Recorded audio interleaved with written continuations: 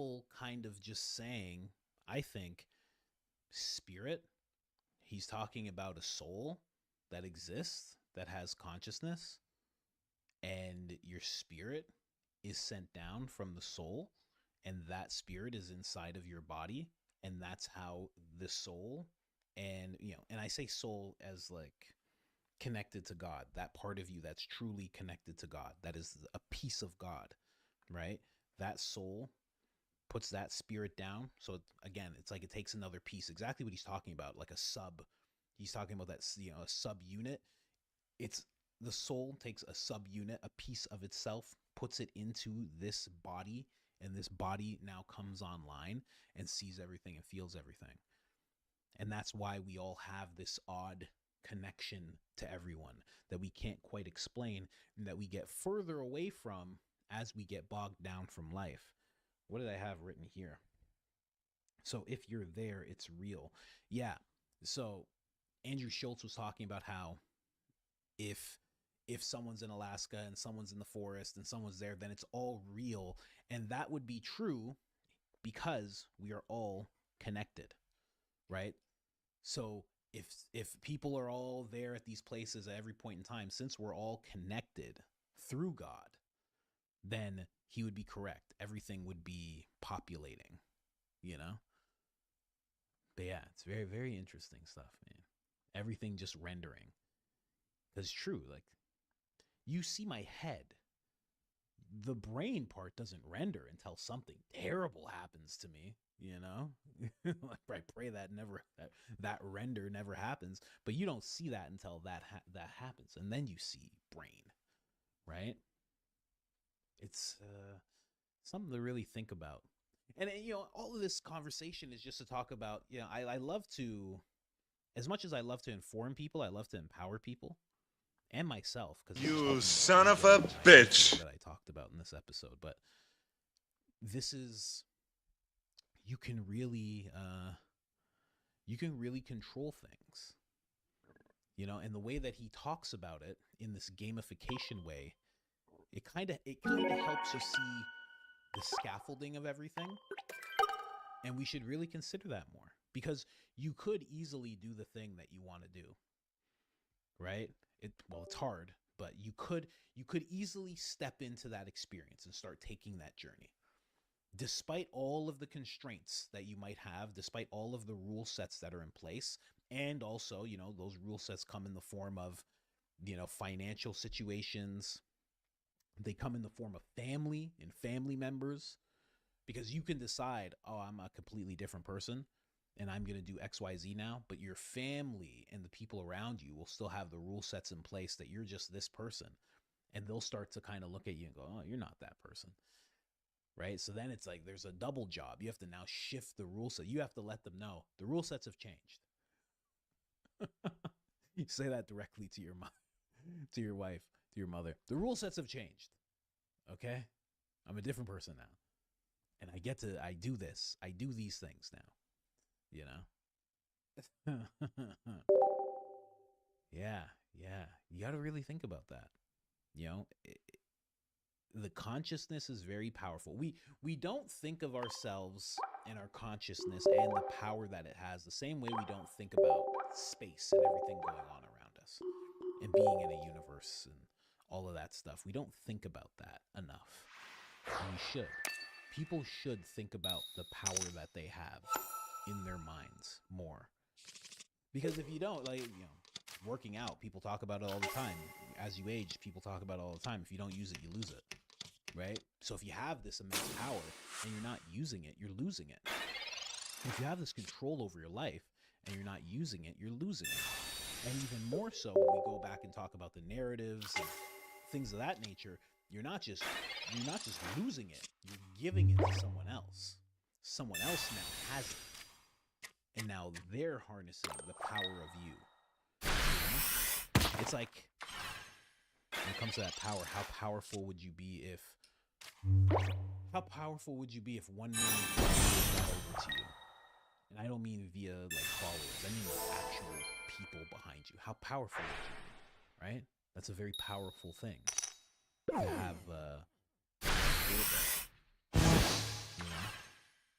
kind of what we do for the they.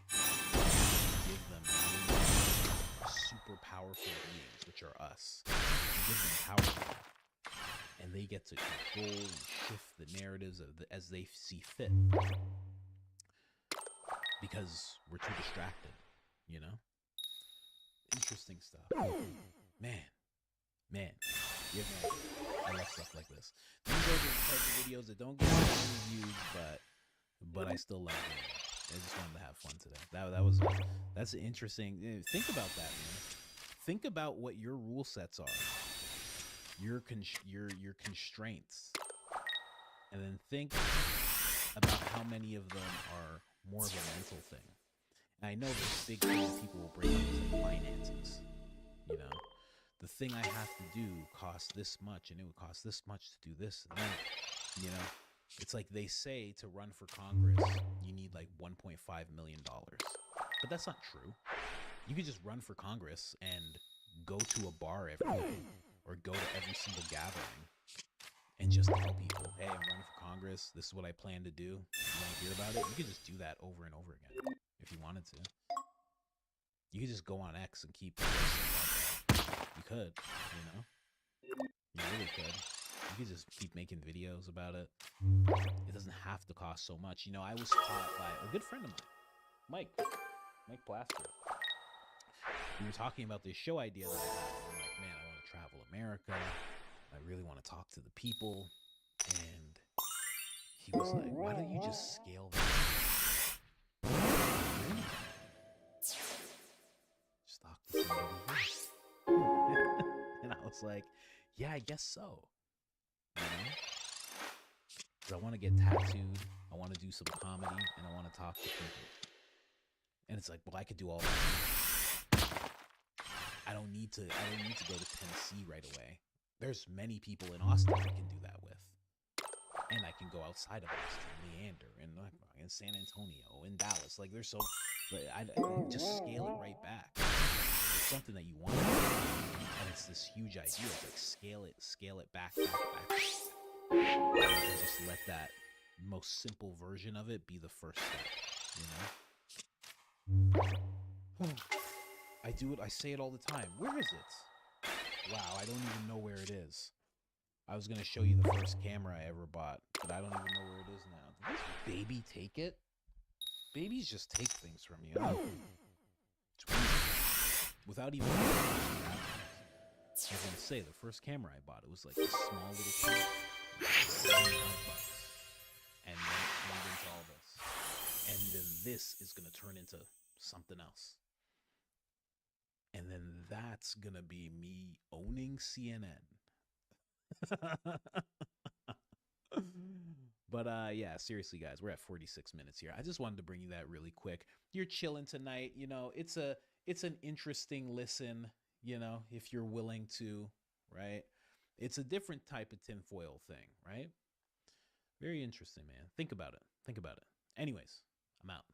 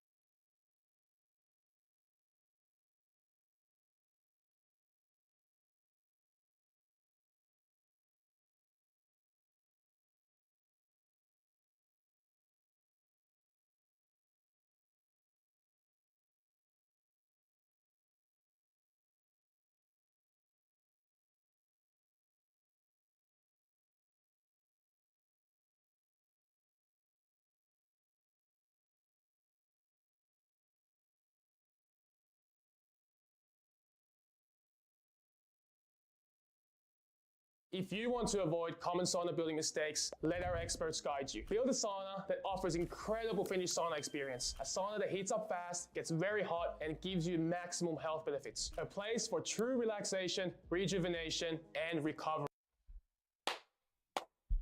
let's get into it. Sold Not For Sale podcast. Coach Colin here. We got Joe Rogan, Ian Carroll talking about the cartel versus the U.S. Army. I think they stand no chance, but I know my bias, so I'm going to show you some stuff that kind of goes against my bias. Someone in the military who knows better than me, who has a more well-balanced view. Then I'm going to show you someone who is in the military who has the same view that I do. And then I'm going to show you J.D. Vance, Pete Hegseth, and Tulsi Gabbard all at the southern border because of all of the developments that have happened between the cartels and the border patrol.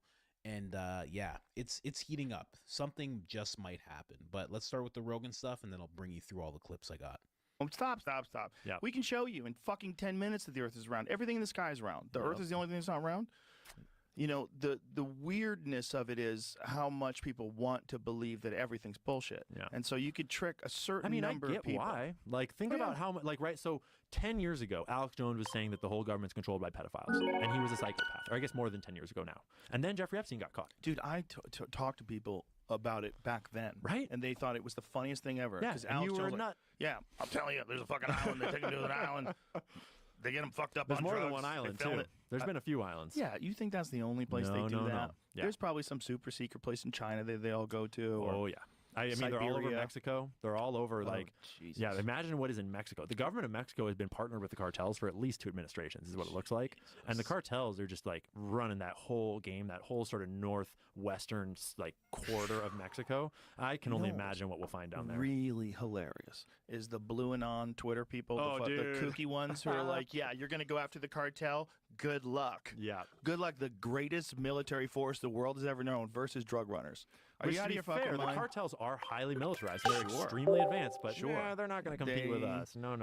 I had my friend Evan Hafer on here from Black Rifle Coffee, and he Yeah. was talking about, like, do you understand the kind of, like, these are very capable people, no doubt. They don't understand the kind of ultra violence that they will experience if they let these, you know, fucking SEAL team guys go after the cartel Yeah. people. Because those How are insane proud that would Americans be. that have been itching to defend our nation. Like, they have been itching for the ability to actually do something meaningful. And that's also the place where, look, Afghanistan doesn't make sense. It doesn't make sense. Oh, to it was send an those- opium operation. Right. Oh, Yeah. yeah, that too. We can get to that. Oh, yeah. But it doesn't make sense that we would send troops over there. It makes sense that we would send troops after the cartels. If you think about the Absolutely. amount of death that occurs in the United States because of fentanyl overdoses, where you have tainted drugs that are coming in across the border and killing people left at unprecedented Children, levels. like taking kids yeah. from families. My whole Oh, yeah. generation was devastated by it. My whole generation. Everyone today knows someone who died of an overdose. Yeah. Everyone does. That was very uncommon when I was in high school. And the problem is that it was not just illegal fentanyl and illegal heroin. The problem is that the Sackler family and the pharmaceutical industry was in on it, and so doctors were prescribing it to normal people. And it was just devastating our whole population all at once. It's so tragic. that painkiller documentary on Netflix. Yeah, is fucking or the docudrama series. Yeah, and so the administration now in Mexico, Claudia Sheinbaum, she is like a protege of AMLO, who was the leader of that same party from before, and I think he served 2 terms. It's it's been something like the last 6 to 8 years or something. Their official cartel policy is hugging bullets. And what they basically describe is we're causing more death by going after the cartel, and we'll just agree to not touch them. We'll just agree to leave them alone. And I'm kind of exaggerating again, but like hugs not bullets is their official slogan for their policy about the cartel. So it makes sense for us to fucking do something. It's like, we'll do the bullets. You can keep your hugs. Thank you very much. Right? I wonder what's going to happen with that. Because they did declare them a terrorist organization. Yeah, I mean, I was worried. I kind of came out a little hot, and I posted something on Twitter that was like, no fucking drone strikes inside the U.S. No, sir. No, you're not. Because the way that the sort of announcement was worded of like, we're declaring cartel members terrorist organizations, and we will be and drone strikes are like totally A-okay on that, is what someone was saying about it. And I was like, where's the line on allowing the targeting of cartels? Because once you start targeting terrorists, that's why 9/11 was so subversive, is it turned everyone into a possible enemy of the state and they shipped off to Guantanamo, because terrorism is just this elusive concept. Right. And anyone can just become a terrorist if we just call them a terrorist. And Propaganda there was can do people that. shipped off to Guantanamo. 100. And Now, with what he's talking about, that person who said that, I guess he didn't want to step on their toes, but it was Elon Musk who actually reposted the announcement. And Elon Musk said they should be open to drone strikes then. And that's when Ian actually chimed in about how, no, you're not going to do that, and this is going to be innocent people and blah, blah, blah. The problem is that he's just going with the term terrorist and he's not realizing that it's still a cartel member. So they wouldn't just be able to say you're a terrorist and that's it. They would still be focusing on you being a cartel member. And they're obviously not talking about drone strikes in America. They're talking about them on the southern border in Mexico, obviously. He was very wrong on that take. He got torn apart, which rarely happens with him on Twitter, quite honestly. But yeah, he did get torn apart on that one. So he was just wrong. It didn't make any sense. He's jumping to conclusions, but clarifying why he thought about that makes sense, but also didn't make sense. Now, Joe Rogan said the most incredible force in the world, but there have been some developments with that incredible force versus the cartel members. Now, listen to this. American border agents are on high alert after reporting of possible. Of course it's that fast. Of course it is. This video is by someone named Cash Jordan, by the way. Absolutely incredible work this guy does. Absolutely inspiring. Attacks from the other side of the border. Agents have been warned to stay alert, wear ballistic armor, carry long guns, and work in teams. So U.S. Marines are now at the southern border, locking it down completely so that nothing gets through. However, doing this has only angered Mexico's cartels, who were making billions off America's wide open front door, which is why they're now making plans to engage in combat with our troops and law enforcement officers. But that might be a bad idea, because the border is about to experience a U.S. military response. I think it's gratifying to hear that news, and I think one other thing to keep in mind is that peace with Ukraine and Russia is on the table. That's a huge step forward that I think we're all going to be paying attention to, sort of modeled on the Theodore Roosevelt 1905 peace between Russia. Migrant after migrant, all trying to evade Border Patrol agents. The two migrant groups just made a hole in the border wall. It's dark out, so what they don't realize, we're 5 miles away and can still watch it. They're every move.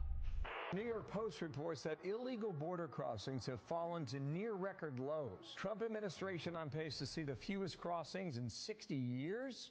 I've been down here for nearly 4 years, and not once was I really concerned for my safety, but I actually just got protective gear from our network because things are getting a little unprecedented down here. The cartel is operating in ways that we have not seen before. They're desperate. They're a $13 billion a year industry moving people in the country. We are witnessing in real time how cartels and transnational gangs on the southern border aren't just trafficking humans anymore. They are actively trying to target U.S. law enforcement. And that memo suggesting that they may be trying to create bigger chaos. So that's just the first part of it. Just a little intro. They have been given protective gear if you are pressed. It's gotten to the point, like I said, that J.D. Vance and Tulsi Gabbard, Pete Hegseth, they're all there right now. They're sorting out the situation. It's starting to ramp up, and it's getting to the point where Joe was talking about. It's Delta Force. It's tier 1 guys who could very possibly be assembled to go handle things. Now, he was talking about Blue Anon people. I'll try and find a clip or two of those people because those funny videos are very funny. Always funny when scouts their because they're risky in this whole tinfoil speedo thing, They don't have tinfoil speedos. They still have tinfoil hats, and they're still the ones that are shaped like that, and they just don't have it all together. We've come a long way in tinfoil technology. We're just not there yet. Let's listen to this. Everything into our country. And now these violent gangsters who've made bank fueling not just America's asylum crisis, but also America's chemical abuse crisis, wreaking havoc in major cities, will have a lot less to keep them busy, which experts say leaves them no option but to fight back. Something that's already happening on a smaller scale, with Border Patrol agents being targeted by these cartels in several incidents over the last year. But now, this entire situation is about to change for the worse. Because if you take billions in dollars away from gang members sporting military-grade equipment who've taken over entire swaths of Mexico, they're probably not gonna just surrender and go get real jobs. Which I just kind of skimmed over that whole what happened to a Border Patrol agent, and I just wanted to give you a little more focused story on that really quick, and then we'll jump back over to that video. Here live now from Fox, we do have some breaking news that we want to bring to you from Fox News' Bill Melugin reporting of a situation happening at the border right now. He is reporting per multiple law enforcement sources within the last hour, Border Patrol agents near Fronton, Texas, were fired upon from Mexico by suspected cartel gunmen as a group of illegal aliens were being brought across the river. I'm told that Border Patrol returned fire. Nobody hit on either side right there. And we are going to continue on with this as Texas DPS tells Bill Melugin that they are now patrolling the area and has a drone in the air and can see Mexican military assets now staging on the other side of the river there. So again, we are going to be following this story here for you on Live Now from Fox. It is very fluid at this moment, but this comes at a time when big changes are happening at the White House when it comes to border security, and a lot of these measures are taking place pretty much on a daily basis. We're also seeing mass deportations happening really. You know, yeah, that's the situation there. So somebody was fired upon. I don't know if that gentleman who fired the shot at an American knew how close he was to starting an all-out war, because that's all that would have been, especially if that border agent passed away. It would have been absolute mayhem for those people. And you know what? Just speaking to Ian Carroll and what he was saying about this whole thing, about how he was saying, you know, he was speculating, and, you know, when it comes to Ian, he does a lot of hardcore research, so he's saying it for a reason, but it does, their lack of responsibility in this whole thing kind of does show that maybe they are co-opted. I mean, in America, we know that politicians, you know, they're not always on the up and up. And that goes for everybody. Everybody has a price kind of thing. And it seems like that's what's happening over there, because they seem to be taking just no responsibility for this whole thing. You think that they would speak up and be like, this is an outrage. You never hear any announcements like that, as far as I know. You know, correct me if I'm wrong. Which brings us to the real reason why the U.S. military is being sent to the southern border, with special forces being deployed into Mexico. Everybody expects the cartels to fight back against this. But the Marines are getting ready for what comes next, which could be assaults on the border by armed cartel members, or targeted attacks against Border Patrol agents by snipers, who we're now learning are more heavily armed than most people even realize. They're actually using drones to drop explosives on rival cartel members, or even the military, even explosives that are laid on the ground as far as IEDs. So those troops, those were not the Mexican military. Those are the cartels. They're essentially a rogue army deployed to the Mexican side of the border. And experts say there's a good chance this army is ready for war. In fact, they're already at war with themselves and with the Mexican government, and it's feared they soon may be at war with U.S. law enforcement, creating a situation so unpredictably dangerous that reporters are now being issued body armor. And as we're about to see, our troops may now face battlefield threats they've never seen before. So they're getting desperate. So we got our hands on some video, that video showing the cartel quite literally dropping a bomb. So these cartels, they have been making massive amounts of money off the opportunity at America's border, which was previously wide open, but now that's over, and their business is now toast. But they're not going to accept that. The New York Post is calling them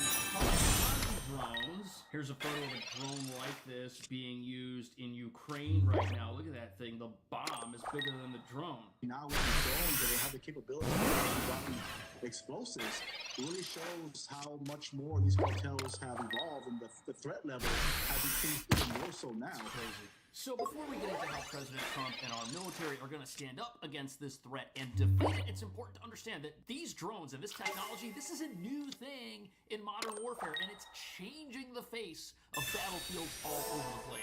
First of all, these things are incredibly inexpensive. They make it very unsafe to be on a battlefield. You can't hide in a trench because these things drop items on top of you. On top of that, tanks, armored vehicles, most of these have weak cover in areas that traditional weapons that would hit them in the front might not be able to reach, like the roof or the back end.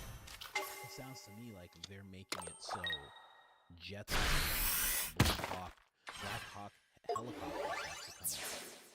They just have to start dropping things. It sounds like they might be backing the U.S. into a place where they're like, oh, well, we wanted to put boots on the ground over there. Yeah, we did. We really did. Yeah, UN. did. Yes, native. We really did. But there's no chance we can do that. So